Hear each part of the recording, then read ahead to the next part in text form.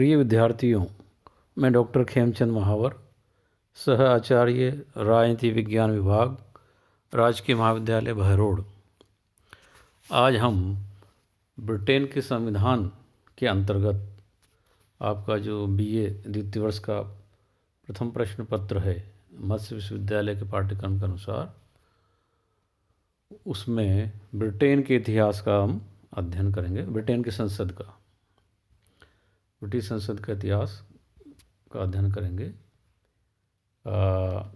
जैसा कि आप जानते हैं कि ब्रिटेन की संसद विश्व की संसदों की जननी मानी गई है। उस संदर्भ में ब्रिटेन की संसद का अध्ययन बहुत आवश्यक है और बहुत महत्वपूर्ण भी है। ब्रिटेन की संसद को समझने के लिए हम भारतीय संसद का उदाहरण देते हुए चलेंगे कि जिस प्रकार भारत में भारतीय संसद है। देखिए, संसद का अभिप्राय क्या है? संसद का अभिप्राय है, भारत के संदर्भ में कहें तो लोकसभा, राज्यसभा, राष्ट्रपति मिलकर संसद का निर्माण करते हैं। यानी कि संसद के 3 अंग होते हैं: राष्ट्रपति, लोकसभा, राज्यसभा। उसी प्रकार ब्रिटेन में भी संसद के 3 अंग हैं: कॉमन सभा, लॉर्ड सभा और सम्राट। सम्राट सहित संसद ही संसद है। यानी कि ब्रिटेन में भी यदि हम संसद की बात करेंगे तो उनके भी 3 अंग होंगे: कॉमन सभा, जैसे कि भारत में लोकसभा है; लॉर्ड सभा, जैसे कि भारत में राज्यसभा है; और सम्राट, जैसे कि भारत में राष्ट्रपति है। तो जिस तर्ज पर भारत में संसद का मॉडल है वो ब्रिटिश से ही लिया गया है। हालांकि इसमें मूलभूत अंतर भी है। और वो मूलभूत अंतर क्या है कि भारत में जो राज्यसभा है उसके उन सदस्यों का चुनाव किया जाता है। वो चुनाव जनप्रतिनिधियों के माध्यम से, यानी कि विधायकों के माध्यम से चुनाव होता है उनका। किंतु ब्रिटेन की जो लॉर्ड सभा है उसमें जो सदस्य होते हैं वो वंशानुगत होते हैं और आजीवन होते हैं। खैर, ये मोटा अंतर्वाद का है। तो मूल रूप से हम संसद के स्वरूप को समझे तो जिस प्रकार से भारत में लोकसभा है उसी प्रकार से ब्रिटेन में कॉमन सभा है। कॉमन सभा और भारत की लोकसभा एक जैसी ही है। यानी कि ब्रिटेन में जो कॉमन सभा है वो निम्न सदन है, जनप्रतिनिधियों का सदन है, और जनता द्वारा चुने गए प्रतिनिधि कॉमन सभा में आते हैं। जैसा कि ब्रिटेन के प्रथम प्रधानमंत्री रॉबर्ट वॉलपोल ने कॉमन सभा की महत्ता को समझाते हुए कहा है कि जब कोई मंत्री संसद से परामर्श लेता है तो वह लोक सदन यानी कॉमन सभा से ही परामर्श लेता है। जब सम्राट संसद को विघटित करता है तो वह लोक सदन को ही विघटित करता है। इंग्लैंड का लोक सदन यानी कि कॉमन सभा संसार का सबसे पुराना प्रतिनिधि सदन माना जाता है। जैसा कि हमने कहा है कि इंग्लैंड की संसद विश्व की संसदों की जननी है, इसलिए लोक सदन को व्यवहार में संसद कहा जाता है।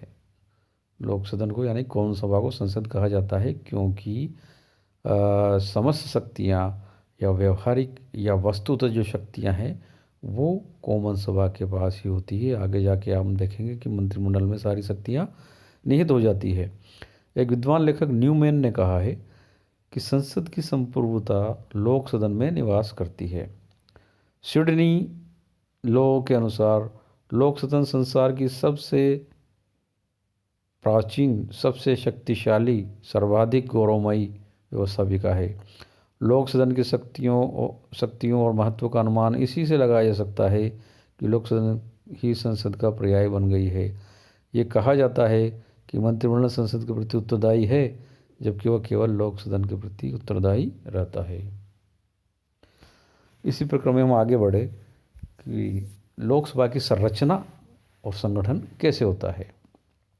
जैसे कि आप सब जानते हैं कि भारत में जो लोकसभा है उसमें अधिकतम 552 सदस्य हो सकते हैं और 545 सदस्य निर्वाचित होते हैं। उसका अध्ययन हम पूर्व में कर चुके हैं। उसी प्रकार से ब्रिटेन की जो कॉमन सभा है उसका भी अपना एक यूँ कहें कि गणितीय इतिहास है या आंकड़ों का इतिहास है। जैसे ब्रिटेन की कॉमन सभा की जो सदस्य संख्या है वो कई अवसरों पर घटती बढ़ती रही है। वर्तमान में 650 इसकी अधिकतम सदस्य संख्या बताई गई है। भारत की कितनी है? 552 अधिकतम, और वो बढ़ नहीं सकती है।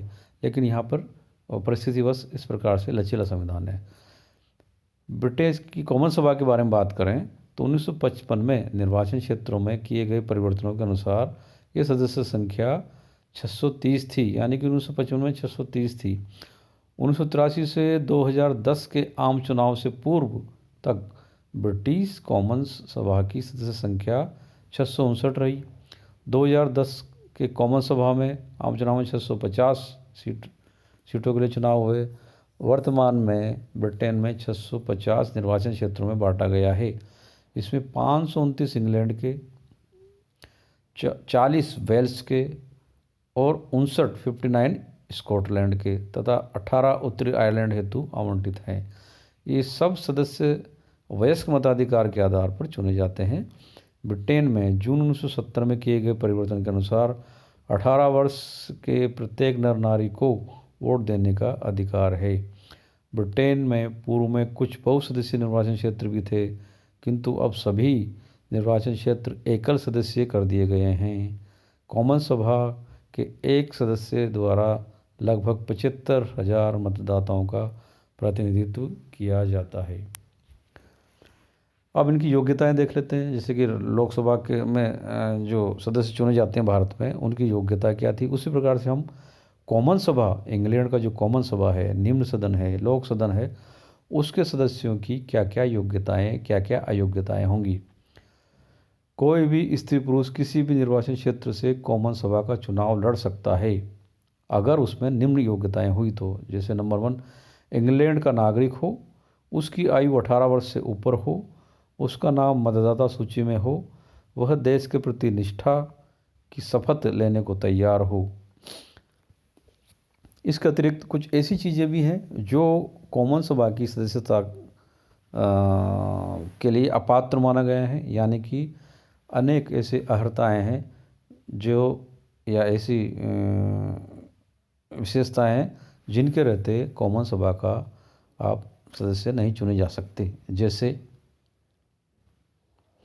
निम्नलिखित जो व्यक्ति हैं वो लोकसभा में सदस्य नहीं बन सकते। जैसे जो व्यक्ति पहले से ही लोकसभा का सदस्य हो। लोकसभा का मतलब ब्रिटेन की संसद का उच्च सदन। 2 सदन है, कॉमन सभा, लोकसभा। तो जो लोकसभा का सदस्य है वो लोक सदन का सदस्य नहीं बन सकता। जो विदेशी हो वो नहीं बन सकता। जो नाबालिग हो वो लोकसभा का सदस्य नहीं बन सकता।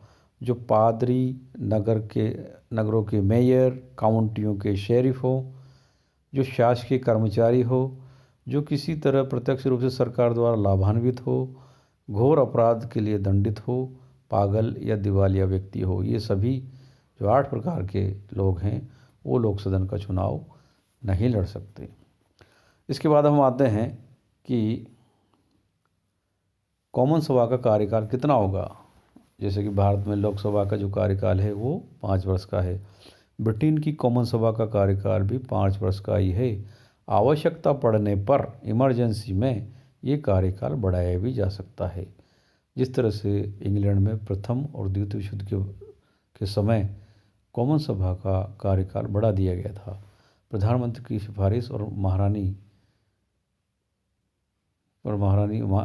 कॉमन सभा की शीघ्र भंग कर सकती है और नए चुनाव भी कराए जा सकते हैं। प्राय प्रधानमंत्री ऐसा उस समय करता है जब उसके विरुद्ध अविश्वास प्रस्ताव पास हो जाए और वह जनता से दोबारा शक्ति प्राप्त करने के लिए अपील करता हो। कॉमन सभा का जो अधिवेशन है वो अपेक्षा की गई है कि वर्ष में एक बार अवश्य होना चाहिए, और इसकी जो गणपूर्ति है, यानी कि कम से कम सदस्य कितने होना चाहिए जब कॉमन सभा की बैठक हो, तो उसको गणपूर्ति कहा जाता है। कि उस सदन में, यानी कि जैसे 650 और 650 के सदस्य माने गए हैं, तो 650 में से 40 सदस्यों की संख्या होना अनिवार्य है। यदि कॉमन सभा का सदन चलाना हो, सदन की कार्रवाई करनी हो। तो इस प्रकार से ये ब्रिटेन की कॉमन सभा की संरचना है।